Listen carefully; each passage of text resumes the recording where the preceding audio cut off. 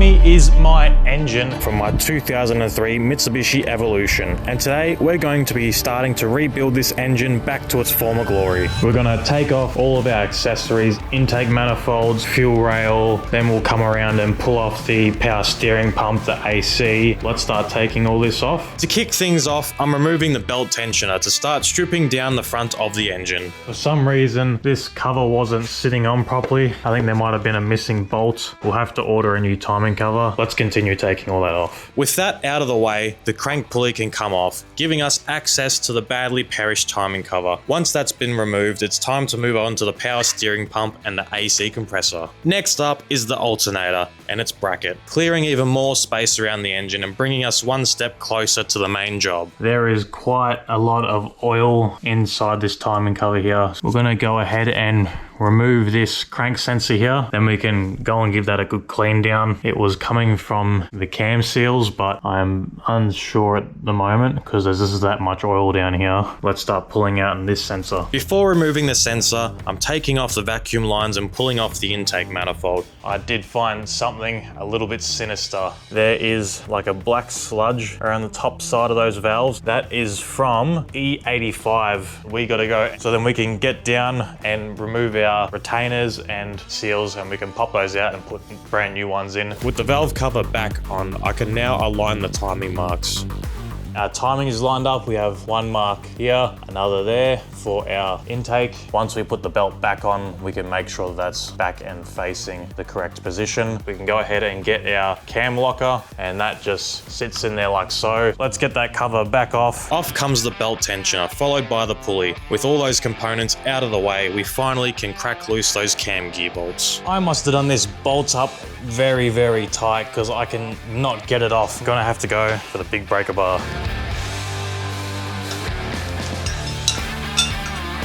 EOI stock 4G63, these aren't going back on. Now it's time to remove the camshaft cap bolts. I always work from the outside in as it helps prevent unnecessary stress on the cams and reduces the risk of damage. Once all of the bolts are removed, a few gentle taps with a rubber mallet are usually enough to free the caps, as they can become quite stuck over time. Now that all of those are out and the cams are out, we can go ahead and remove our rockers. Just gotta go ahead and pull all of those out. At this stage, the main thing is being careful not to drop any of these retainers into the engine, because oh boy, that would be very bad indeed. It's time to remove our springs and our retainers. A little trick I learned is you get some rope and you feed it into the spark plug chamber. Now what the rope does is stops the valves from going and hitting the inside of the piston. We got a tool here. What this does is it bolts straight on to the side of the head. It allows you to go ahead and put another tool in place. Next, I'm feeding the rope into the spark plug hole to stop the valves from dropping into the cylinder.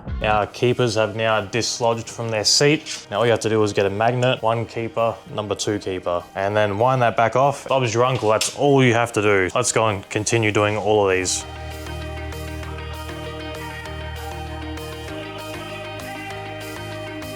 Our valve stem seals are just in there, as you can see. What we have to do now is grab a set of long nose pliers, then just pick them off, then we can slide the new ones over the top. Out with the old perished valve stem seals, and in goes the new ones.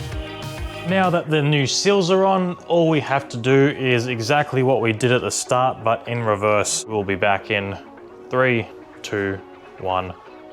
Now that all of our seals have been done and our springs are all back into the car, we're go ahead and we're going to replace the oil pressure regulator on top of the engine, which is from Kigley Racing. What this does is it keeps the oil pressure in the top of the head at a constant 15 psi. Here it is here, O-rings, base plate, pressure regulator, installation paper card. Let's get this fitted. Out with the old and in with the new.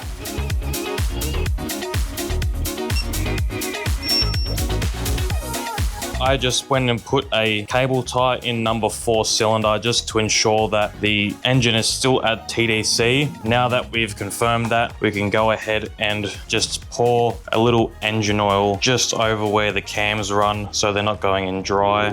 With everything cleaned up and ready to go, it's time to reinstall the camshafts and refit the cam bearing caps. Now that they're all in, we got to go and start at the center and torque them to 20 Newton meters. With all the cam caps back in place, I can now torque them down to the manufacturer's specifications, adding paint marks to them to indicate that they've all been completed. Those are all tightened to spec. We can go ahead and put our new cam seals in. I have brand new seals to go into there, so we'll do that. Then we can get the cam gears on, put the belt on, time the engine, and then start putting it back together. All you'll go and do is just slide the seal over on both ends, make sure that it's reasonably flush. Go ahead and put your socket over and then tap it in. Now that the seals are in, we can go ahead and install our cam gears. We got these beautiful cam gears over here from PRP and they are gorgeous. So let's get these fitted onto the engine.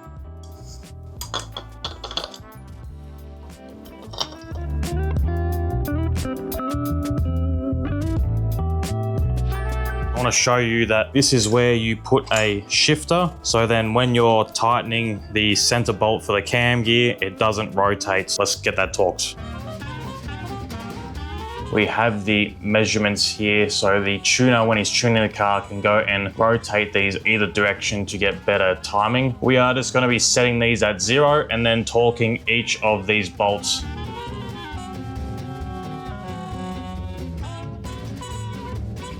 That is all completed. I've gone and put a yellow paint mark on each one of those bolts, just so when the car is running, we can make sure that those don't come loose. We'll go and put the valve cover back on, but just before we do go and put the valve cover on, there is another piece to this puzzle. This is a cam sensor relocation by PRP, and what this does is on these engines from factory, the cam sensor is sitting directly next to the exhaust manifold. Let's get this fitted and then we can go ahead and put the rest on.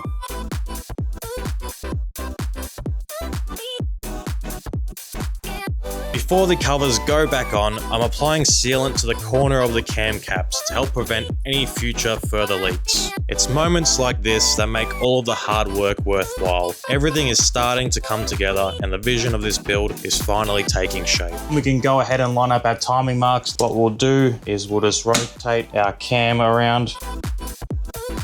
The tool is in, here is our intake, exhaust, sorry, and then here is our intake all lined up and the bar in between to hold it all together. Before we go and finish off the timing, we have to replace the water pump as I have a brand new one. Let's rip this one off and put a brand new one back on. Now that the pump is back in place, we can refit the tensioner and start installing the timing belt. So it didn't actually look too bad. This section was still in coolant and that section was exposed. When we get it back on the road, we can run a coolant flush through the system to get rid of any of this rust, and then the system will be clean again. Let's go and clear off the old gasket and then put the new water pump in. As you can see, our oil pump is lined up, our timing mark is lined up. Once I release this pin, then we should be all good to go. So let's do up this pulley first and then we'll go ahead and do the rest.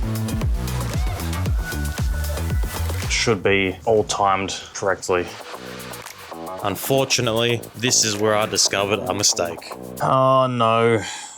I think we might have an issue. On these particular cam gears, they have a marking, a little triangle here and a triangle here. I wasn't paying attention at the time. The dowels on the cams are supposed to be both at the top of the facing upwards. When I went to go turn the motor over, I did hear a bit of a rattling noise. I did take an inspection camera, which is just here, and have a look inside the hole. You might be able to just see it there. It doesn't look like there's any damage to the piston. It looks all okay. I then took the belt back off and redone the timing, and now it's in the correct position so you can turn the motor over and it doesn't make any noises or connect anywhere. So how good does it look? That purple cam gears and the purple cover.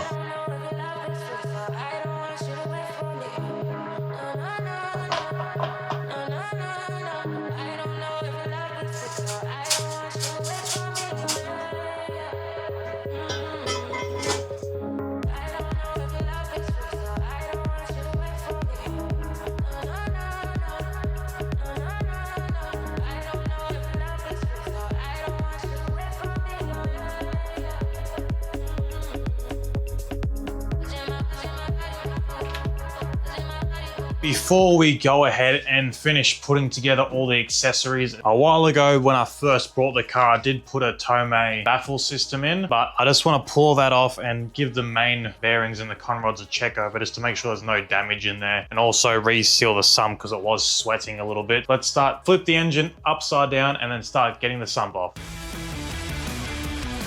Oh, fuck. What a bloody mess that turned out to be. Should have drained the engine oil prior to tipping it upside down and all the oil you were coming out of. Let's get this cleaned up and then drain the oil, then we'll flip it upside down again. Normally, I'd never forget something like this, but after a long day in the shed, I was running on fumes, and sure enough, I forgot to drain it before rolling the engine over. With that sorted, it's time to drop the sump and see what's going on underneath. Hopefully that should be good now. To separate the sump from the block, I carefully work a chisel between the two surfaces to break the old seal and free the pan. I put a bit too much sealant on last time. See those tiny fragments in the oil pickup? That is from sealant. Let's whack this girdle plate off and then we can go ahead and then have a look at our con rods. Once the sump is off, I'm removing the oil baffle so that we can inspect the con rods and check for any unwanted or unnecessary play. We do have the entire bottom of the engine off. We got little factory baby con rods, all looking nice and clean, I guess you can say, for an old engine. Everything's all nice and coated. We have no play in any of them. We got side to side movement, which is totally normal. You need to have some thrust on the con rods, but there is no up and down or knocking,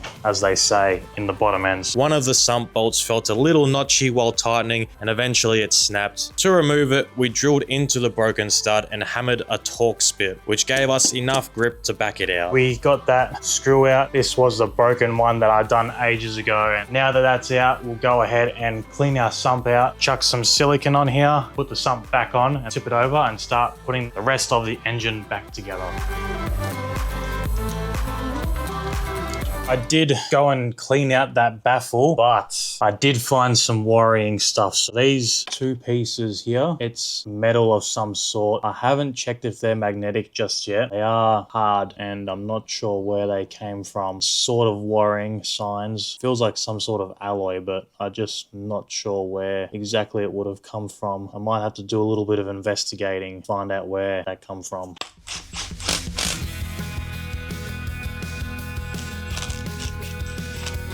Finally, the sump goes back on and all the bolts are fitted, bringing us one step closer to getting this engine back together. That is all we're going to have time for in this episode. We'll be doing a part 2 and we'll be finishing off putting this back together, but unfortunately, I guess however many times this car has been resealed in its lifetime, these bolts are probably due to be replaced. I'll have to get this back off, quickly wipe down all of this sealant before it dries, and then I'll order a new set of bolts in and we'll fit those in the next video. If you like the video, like, subscribe, comment, but stay safe and I'll see you in the next one.